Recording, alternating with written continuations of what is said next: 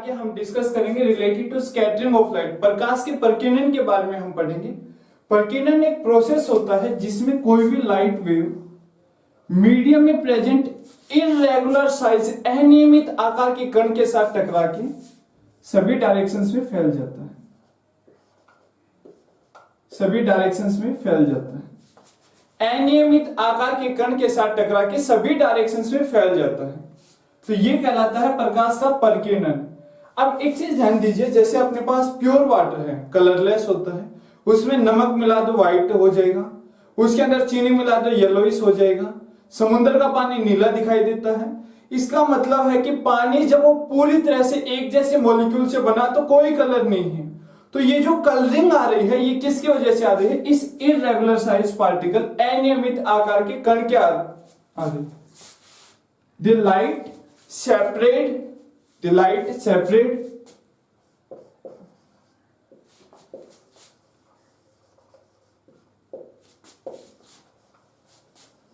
the light separates the spreading in all direction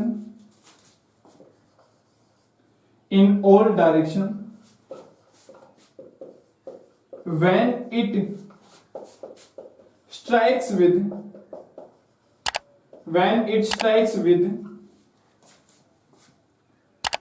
irregular sized particle अनियमित आकार के कण, अनियमित आकार के कण के साथ टकरा के लाइट का सभी दिशाओं में फैल जाना प्रकाश का प्रकीर्णन कहलाता है। अब इसमें एक चीज आपको ध्यान रखनी है कि प्रकीर्णन दो तरीके का होता है। देखो ये बेसिक बातें हैं। स्कैटरिंग दो तरीके का होता है, एक होता है इलास्टिक। इलास्टिक का मतलब होता है प्रत्यास्था। इलास्टिक स्कैटरिंग में क्या रहता है? एनर्जी कांस्टेंट रहती है, एनर्जी कांस्टेंट रहती है, कंजर्व्ड रहती है। मतलब क्या है कि यहां से ये जो वेव आ रही है इसके साथ टकराएगी तो इसकी एनर्जी और इन सबकी एनर्जी क्या रहेगी? एक समान रहेगी। लेकिन इन इलास्टिक स्कैटरिंग के बारे में बताया है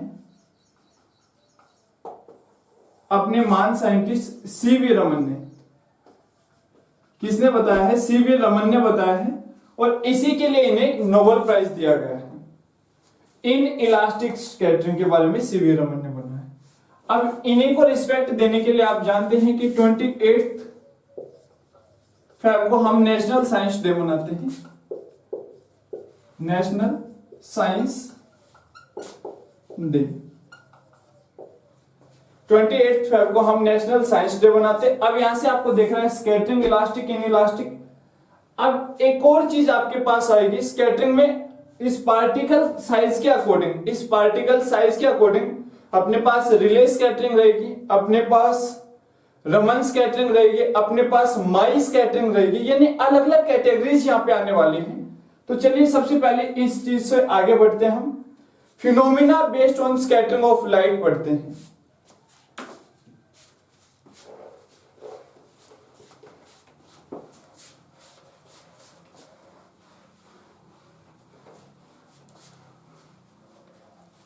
phenomena based on scattering of light generally जो एग्जाम में पूछा जाता है वो देखो क्या क्या है। और ये चीज जानने के लिए आपको पहले बेसिक कंडीशन जाननी होगी। Scattering inversely proportional to 1 wavelength की पावर 4। ये रिले स्कैटरिंग है एस। अब यहां पे लैम्डा क्या है? वेवलेंथ है, तरंग धैर्य है। लैम्डा क्या है? वेवलेंथ, तरंग धैर्य है।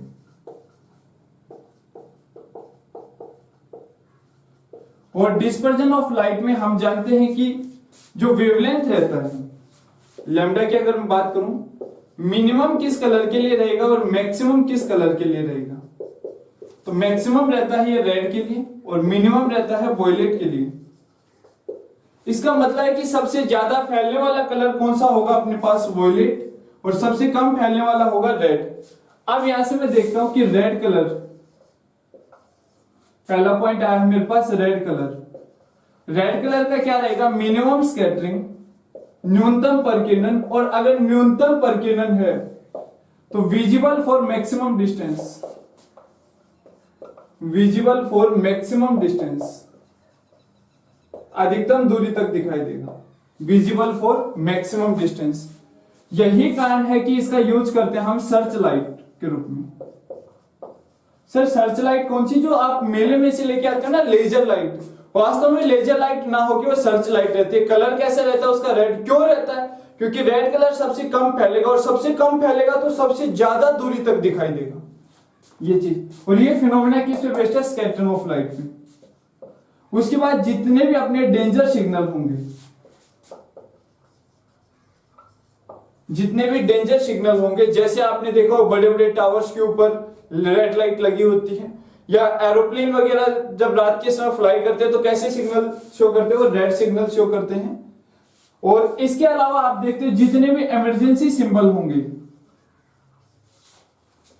इमरजेंसी सिंबल, जैसे आपने एम्बुलेंस के ऊपर देखा होगा रेड क्रॉस का निशान इस तरीके से, इसी तरीके से आपने देखा होगा कि जो फायर ब्रिगेड रहता है वो पूरा ही लाल पेंट कर दिया जाता है, क्यों क्यों, इमरजेंसी को शो कर रहा है, यानी कि अधिकतम दूरी तक विजिबल रहे, इसलिए हम रेड कलर का यूज कर रहे हैं। और इससे एक इंपॉर्टेंट आता है अपने पास कि सन का कलर सनराइज और सनसेट के समय रेड क्यों होता है, सनराइज और सनसेट के समय रेड क्यों होता है, सन का कलर सनराइज और सनसेट के समय रेड क्यों होता है, तो आंसर क्या होगा, due to scattering of light. तो ये क्वेश्चंस थे जो किससे बन रहे हैं, रेड कलर से। और रेड कलर में कंडीशन क्या रखी, मिनिमम स्कैटरिंग, तो अधिकतम दूरी तक दिखाई देगी। इसीलिए आप देखते हो ना सिग्नल वगैरह, जो आप देखते हो रेड सिग्नल, जो अधिकतम दूरी तक दिखाई दे जाए, तो वो चीज अपने पास रेड कलर से रिलेटेड। उसके बाद अपने पास स्कैटरिंग ऑफ लाइट से क्वेश्चन बनते हैं ब्लू कलर से। ब्लू कलर से आप देखते हो कि स्काई का कलर आपको कैसा नजर आता है, blue.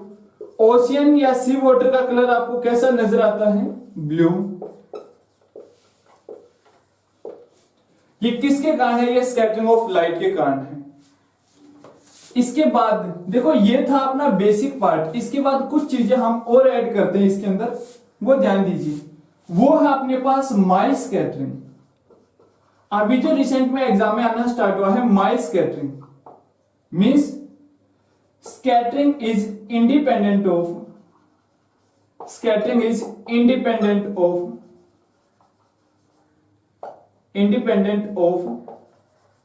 wavelength of light,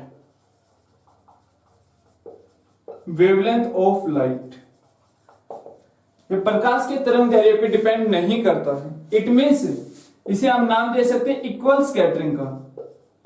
equal scattering, सभी रंगों का बराबर फैलाव, और जब साथ के साथ रंग बराबर फैलेंगे इट मींस कैसा दिखाई देगा, व्हाइट दिखाई देगा।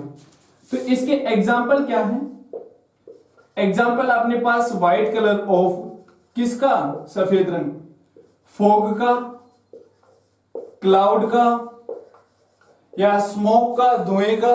तो ये जो व्हाइट कलर से रिलेटेड है ये किस पे, माई स्कैटरिंग पे बेस्ड है।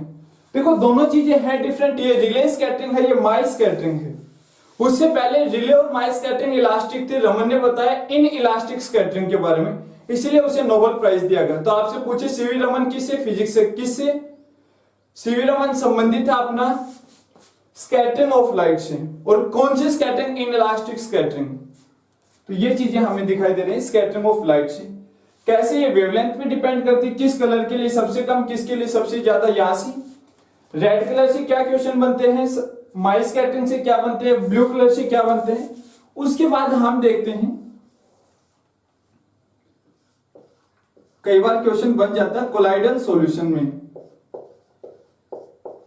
पानी के अंदर ऐसी इंप्योरिटीज मिलाओ जिनका साइज 10⁻⁻9 मीटर से 10⁻⁻6 मीटर, इस वाला जो पार्टिकल साइज रहता है वो क्या बना देता है, कोलाइडल सॉल्यूशन। तो कोलाइडल सॉल्यूशन से जब लाइट गुजरेगी तो अभी क्या होगा, स्कैटरिंग ऑफ लाइट होगा।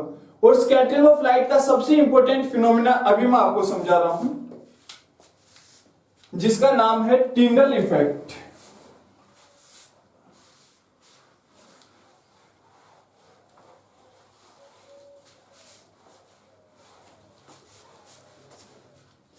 जिसका नाम है टिंडल इफेक्ट। टिंडल इफेक्ट, टिंडल प्रभाव। टिंडल प्रभाव क्या होता है कि path of light being visible,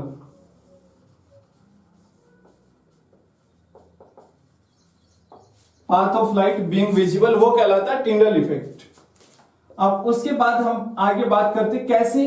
तो ये देखिए, मान के चलिए कांच के बर्तन में ये प्योर वाटर है, ये प्योर वाटर है, और दूसरी तरफ मेरे पास आता है ये इस तरीके से, इसके अंदर कुछ इंप्योरिटीज हैं, इसके अंदर कुछ इंप्योरिटीज हैं।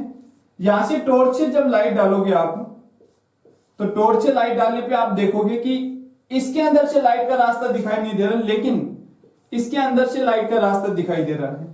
तो ये लाइट का रास्ता दिखाई देना क्या कहलाता है? Tyndall effect. और टिंडल इफेक्ट किससे?